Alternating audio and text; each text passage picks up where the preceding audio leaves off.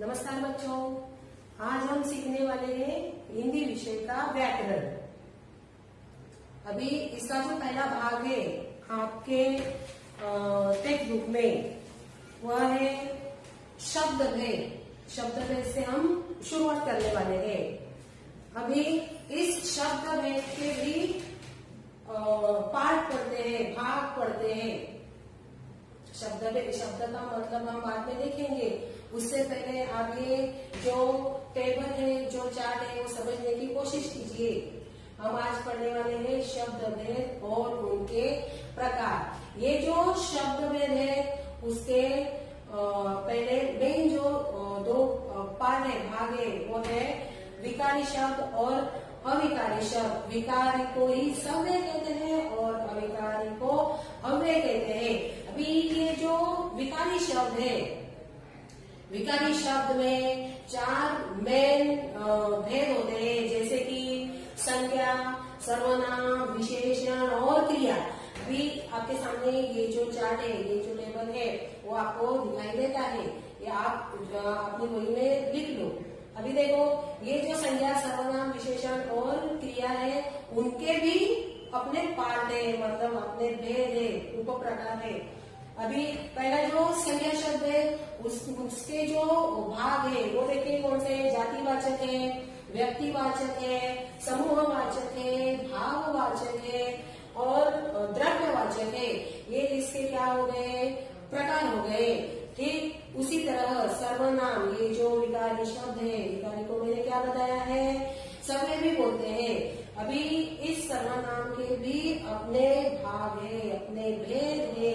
देखो, एक है पुरुषवाचक, दूसरा है निश्चयवाचक और अनिश्चयवाचक, तीसरा है निजवाचक, चौथा प्रश्नवाचक और संबंधवाचक। ये किसके भेद है, ये सर्वनाम के भेद है। और विशेषण, विशेषण के भी अपने भेद होते हैं। वो है गुणवाचक, परिमाणवाचक, परिणाम नहीं परिमाणवाचक, निश्चित परिमाणवाचक, अनिश्चित परिमाणवाचक, ऐसा बोलते हैं। संख्यावाचक, इसके भी दो भाग है, मतलब निश्चित संख्यावाचक, अनिश्चित संख्यावाचक। उसके बाद सार्वनामिक। आगे बढ़ते हैं क्रिया की ओर। क्रिया के भी अपने भेद होते हैं, जैसे कि सकर्मक है, अकर्मक है, संयुक्त है, प्रेरणात्मक है, सहायक है। ये सब क्या है, ये किसके प्रकार है, ये विकारी शब्द के प्रकार है, सव्य के शब्द है। ठीक है। अभी अविकारी शब्द के भी अव्यय होते हैं। अभी वो देखो, क्रिया विशेषण अव्यय है, संबंध सूचक अव्यय है, उसके बाद समुच्चय बोधक अव्यय है और विस्मयादि बोधक अव्यय है। ये सब क्या है, विकारी शब्द है और अविकारी शब्द है। इनमें से आप आज सिर्फ हम संज्ञा और उसके भेद देखने वाले हैं। ठीक है। अभी ये पूरा चार्ट आप अपनी बही में लिख लीजिए। पहले जो शब्द है, मतलब शब्द भेद का मतलब क्या है, जो एक ध्वनि और अनेक ध्वनि से जो ध्वनि का संयोग होता है उसे क्या कहते हैं, शब्द कहते हैं। मतलब सार्थक अक्षरों को या सार्थक अक्षर समूह को क्या कहते हैं, शब्द कहते हैं। और इसी शब्द के दो भेद होते हैं, एक विकारी और अविकारी। देखो, अभी ये जो विकारी शब्द है, मतलब ये सव्य, उसको दूसरा शब्द भी बोला जाता है सव्य। अभी उसको क्या कहते हैं, देखो उसकी परिभाषा, जिस शब्द में लिंग, पुरुष, वचन आदि के अनुसार परिवर्तन होता है, बदलाव होता है, उसे क्या कहते हैं, विकारी शब्द कहते हैं। अभी उस विकारी में कौन से शब्द है, संज्ञा है, सर्वनाम है, विशेषण है और क्रिया है। अभी हम देखेंगे संज्ञा और उसका एक एक भेद हम स्पष्ट करने वाले हैं।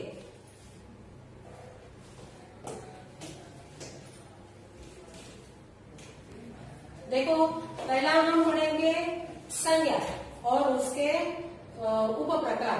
ठीक है। अभी संज्ञा की परिभाषा देखिए, किसी भी वस्तु, व्यक्ति व्यक्ति, प्राणी, भाव, स्थान इत्यादि को क्या कहते हैं? संज्ञा कहते हैं। आप लिख लीजिए इसकी परिभाषा। संज्ञा, संज्ञा की परिभाषा है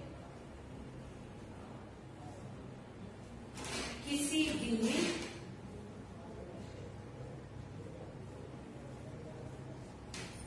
भी व्यक्ति,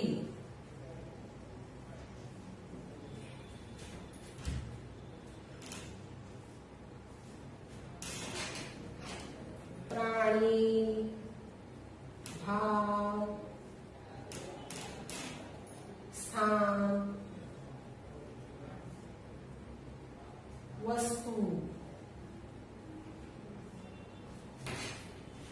इसको क्या कहते हैं? संज्ञा कहते हैं। जैसे कि व्यक्ति, व्यक्ति में कौन कौन आते हैं? हम, हमारे नाम, जैसे कि मीनल, राम, श्याम, सोहम, विवेक, ये कौन है? ये व्यक्ति के नाम है। ठीक है, मतलब संज्ञा। बाद में प्राणी आ जाते हैं। प्राणी में जो मनुष्य भी आ जाते हैं, पशु भी आ जाते हैं, पक्षी भी आ जाते हैं। वस्तु में पानी आता है, फल आता है, फूल आता है। और स्थान में, स्थान मतलब जगह, जगह के नाम, मतलब मुंबई है, गांव है, शहर है, दिल्ली है, ये सब क्या है? ये संज्ञा के मतलब संज्ञा का मतलब है। संज्ञा किसे कहते हैं? किसी भी व्यक्ति, प्राणी, भाव, स्थान और वस्तु को क्या कहते हैं? संज्ञा कहते हैं। वस्तु को संज्ञा कहते हैं। अभी इस संज्ञा के भी अपने भेद है, प्रकार है। उनमें से पहला भेद जो है वो है जातिवाचक। अभी जातिवाचक किसको कहते हैं? देखो, जातिवाचक मतलब, जातिवाचक की परिभाषा है जिस संज्ञा से अपने पूरे वर्ग और पूरी जाति का बोध होता है, इसे क्या कहते हैं? कि जातिवाचक कहते हैं। अभी आप संज्ञा परिभाषा लिख लो। पहला जो भाग है हम लेने वाले जातिवाचक, वो हम देखने वाले हैं। एक एक भाग हम, एक एक मुद्दा हम स्पष्ट करने वाले हैं ताकि आपको अच्छे से मालूम हो जाए। और जो ये शब्द भेद होते हैं, अक्सर बच्चे क्या होते हैं? घबरा जाते हैं कि शब्द भेद मतलब बहुत बड़ा कठिन, व्याकरण का सबसे बड़ा कठिन विषय। शायद ऐसा कुछ नहीं है। जब आपके दिमाग में ये बातें, सब बातें समझ में आ जाएगी तो आपको भी ये क्या होगा? आसान लगेगा। अभी देखो, आपको मैं पहला जो प्रकार है जातिवाचक वो पढ़ाने वाली हूँ। देखो, ये जातिवाचक, जातिवाचक। अभी जातिवाचक किसको कहते हैं? इसकी परिभाषा है जिस संज्ञा से अपने पूरे वर्ग और जाति का बोध होता है, इसे क्या कहते हैं? जातिवाचक संज्ञा। जिस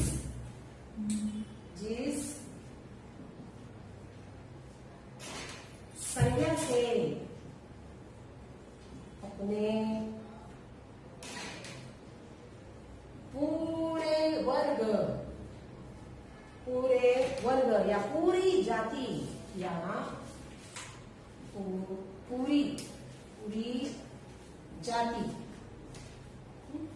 पूरी जाति का बोध होता है। पूरी जाति का क्या होता है? बोध होता है, बोध होता है। इसे क्या कहते हैं? जातिवाचक। ठीक, देखो अभी ये जो जातिवाचक संज्ञा है, अभी उसकी जो परिभाषा है वो कैसे है? देखो, जिस संज्ञा से अपने पूरे वर्ग या पूरी जाति का बोध होता है, उसे क्या पता चलता है कि ये जातिवाचक संज्ञा है। जैसे कि अभी मैं एक एक उदाहरण आपको बताती हूँ। पहला है नौकर बाहर गया है। अभी लोगों का भी एक वर्ग होता है, ठीक है। दूसरा, वहां एक अध्यापक बैठे हुए हैं। अभी अध्यापक तो वो अध्यापकों का भी एक अपना वर्ग होता है, वो किस में आता है, वर्ग में। समझ में आया। अभी तीसरा, पक्षी हवा में उड़ रहे हैं। पक्षियों का भी एक समूह होता है, एक वर्ग होता है। और जैसे कि आगे का उदाहरण और भी समझ लीजिए, मेरा विद्यालय घर के पास ही है। अभी विद्यालय में बहुत सारी चीजें आती हैं, जैसे कि उस विद्यालय में अध्यापक होते हैं, बच्चे होते हैं, मतलब अपना एक समूह होता है, वर्ग होता है। ये सब किस में आते हैं, जातिवाचक में आते हैं। मैं फिर से आपको एक उदाहरण बोल देती हूँ, आप झट से आप अपनी वही में लिख लीजिए। पहला उदाहरण है, नौकर बाहर गया है।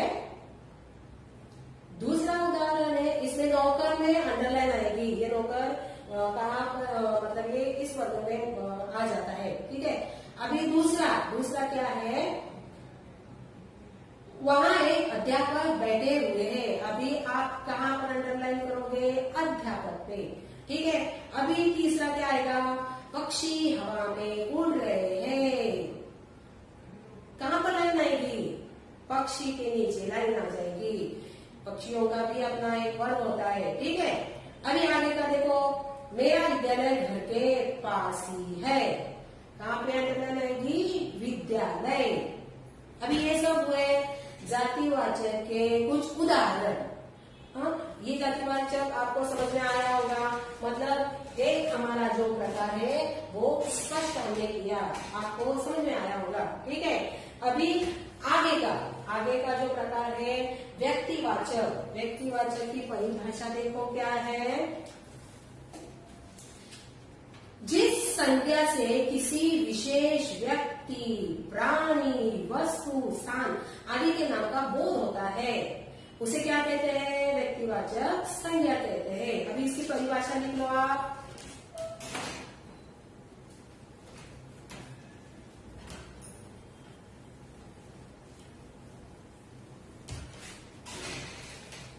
व्यक्तिवाचक संज्ञा की परिभाषा है,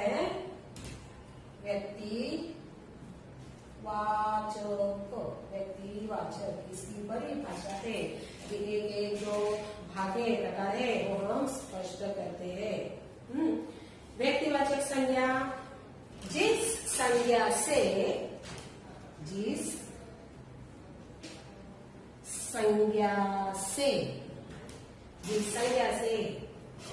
किसी विशेष व्यक्ति,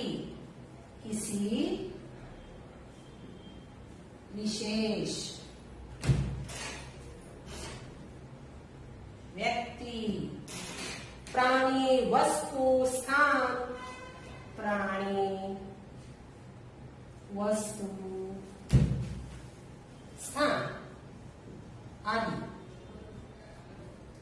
आदि का बोध होता है, उसे क्या कहते हैं, व्यक्तिवाचक संज्ञा। आदि का बोध होता है, उसे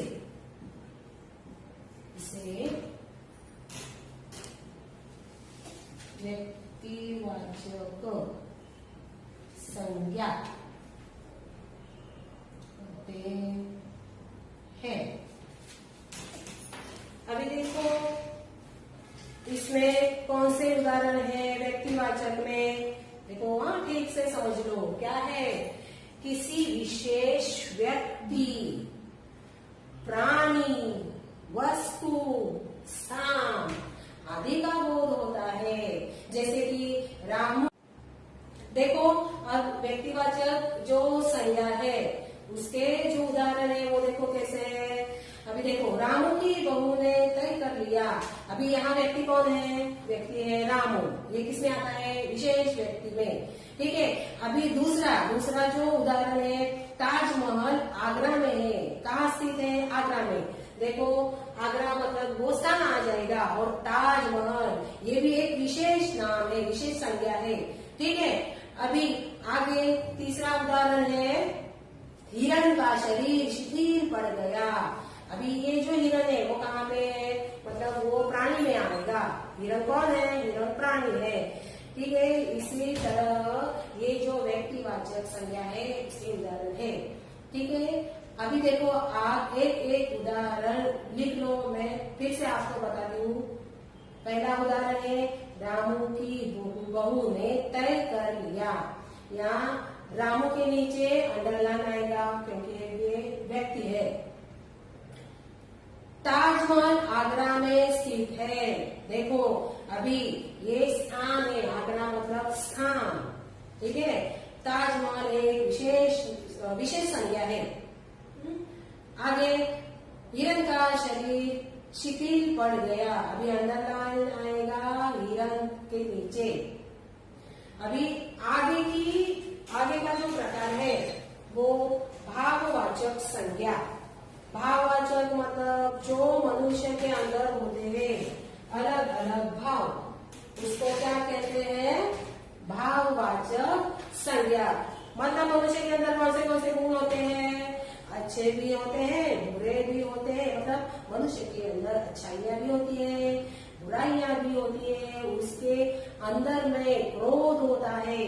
सिर्फ वो हमें दिखते हैं। भाव का मतलब क्या है? जो स्पर्श नहीं करते हम, उन्हें महसूस करते हैं, जो हमें दिखते हैं, इन्हें क्या कहते हैं? मनुष्य के हाव कहते हैं। ठीक है, अभी हम भाववाचक की परिभाषा देखेंगे।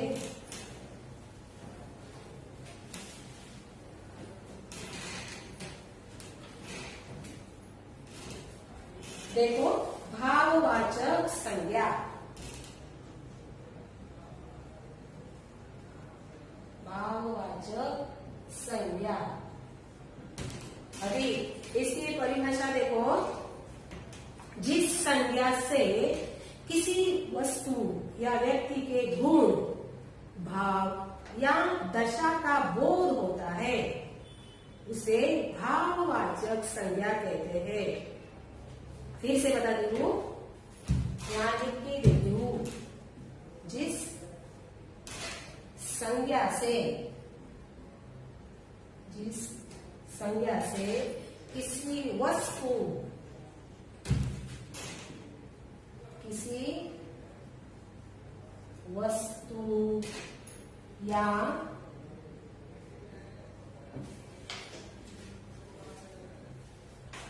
या व्यक्ति के गुण, हर एक व्यक्ति में अलग अलग गुण होते हैं। कुछ अच्छे भी होते हैं, बुरे भी होते हैं। और भाव, अलग अलग भाव होते हैं ना, जैसे कि क्रोध होता है, आनंद होता है। वो क्या होते हैं? हमें दिखाई देते हैं, हम उन्हें स्पर्श नहीं करते। या दशा का मतलब है अवस्था, जो बुढ़ापा होता है, बचपन होता है। ये मनुष्य की क्या है? अवस्थाएं है। दशा का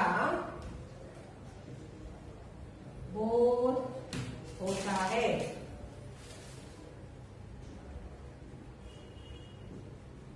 उसे क्या कहते हैं? भाववाचक संज्ञा।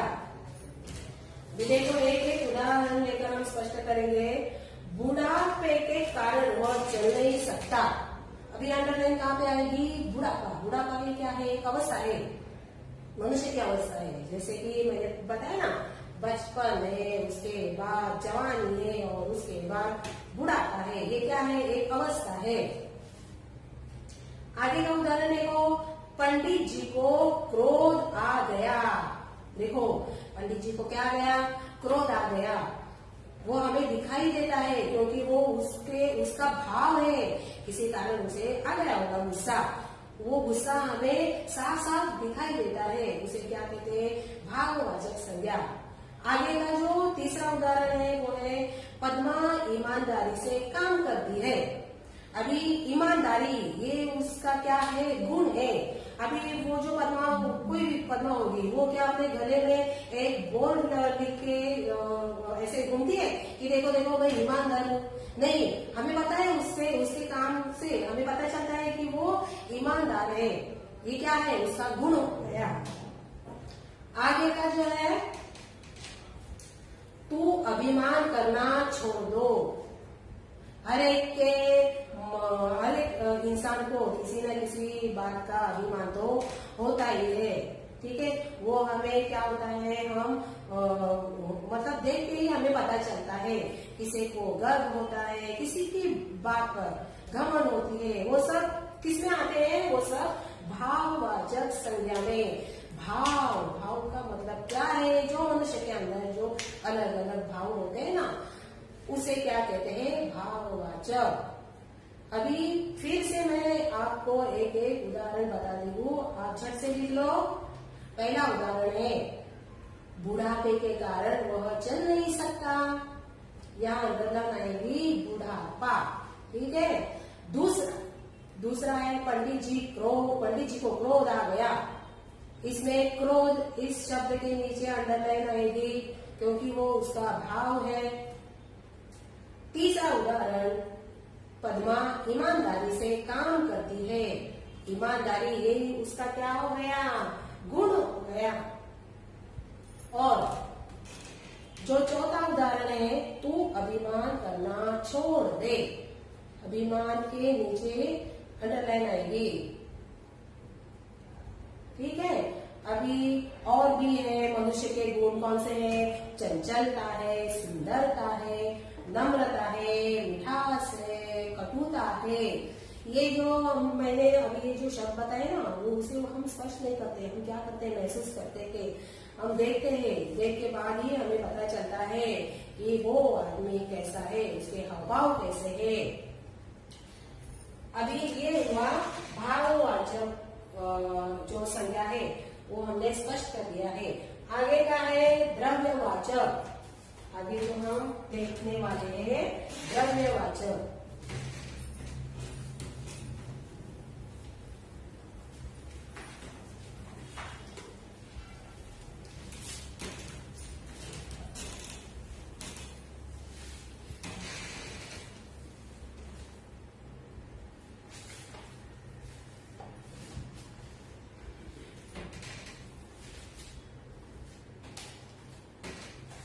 आगे का हम देखते हैं द्रव्यवाचक। द्रव्यवाचक की परिभाषा है, द्रव्यवाचक अगला क्या है? द्रव्यवाचक संज्ञा। अभी इसकी परिभाषा है, वे संज्ञा शब्द जो ऐसे पदार्थों या द्रव्यों का बोध करवाते हैं जिनसे वस्तुएं बनती है एवं उनका नापतोल होता है। जो नापतोल होता है ना, वो उन्हें द्रव्यवाचक संज्ञा कहते हैं। जैसे कि चांदी, सोना, दूध, पीतल, मिट्टी आदि। इसकी परिभाषा देखो, वे संज्ञा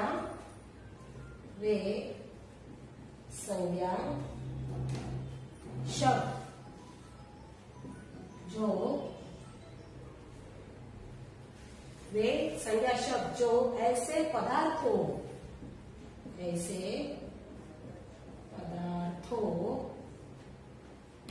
एवं पदार्थों या द्रव्यों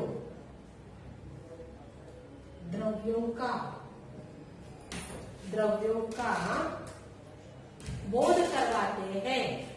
बोध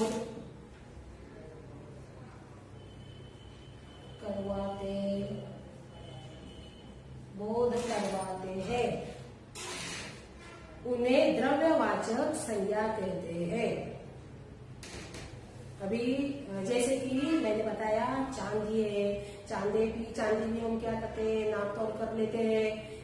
और सोना है, सोना भी हम ग्राम में लेते हैं या तोले में लेते हैं। ठीक है। आगे मिट्टी है, लकड़ी है, दूध है, दूध भी हम क्या करते हैं? पानी है, दूध है, मतलब वो नापतोल कर लेते हैं, लीटर में लेते हैं, 1 लीटर में, 2 लीटर में, आधा लीटर में। मतलब ये सब क्या है? ये द्रव्यवाचक संज्ञा है। फिर इसे परिभाषा देखो, वे संज्ञा शब्द जो ऐसे पदार्थों या द्रव्यों का बोध करवाते हैं, उससे क्या कहते हैं? द्रव्यवाचक संज्ञा। उसे द्रव्यवाचक संज्ञा कहते हैं। अभी आगे जो लास्ट वाला हम देखने वाले हैं समूहवाचक, जो आखिरी में आएगा समूहवाचक।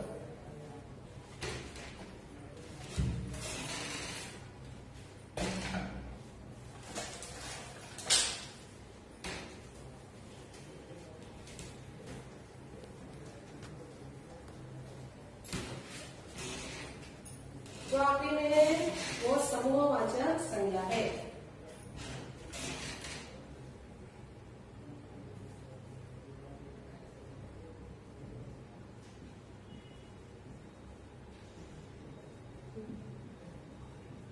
समूहवाचक संज्ञा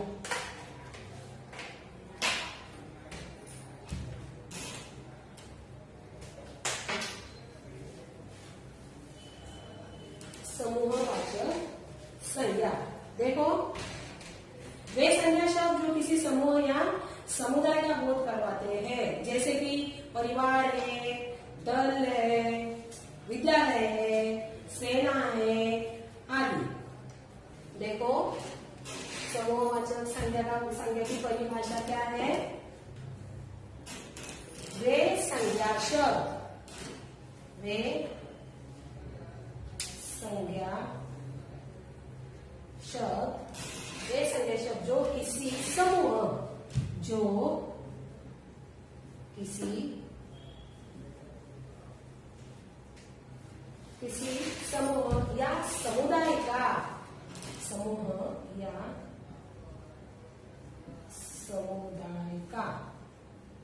समुदाय का बोध करवाते हैं, बोध करवाते हैं, उन्हें समूहवाचक संज्ञा कहते हैं। उन्हें समूहवाचक संज्ञा कहते हैं। देखो, जैसे कि क्या बताया मैंने, हमारा परिवार है, कक्षा है, सेना है, भीड़ है, ठीक है।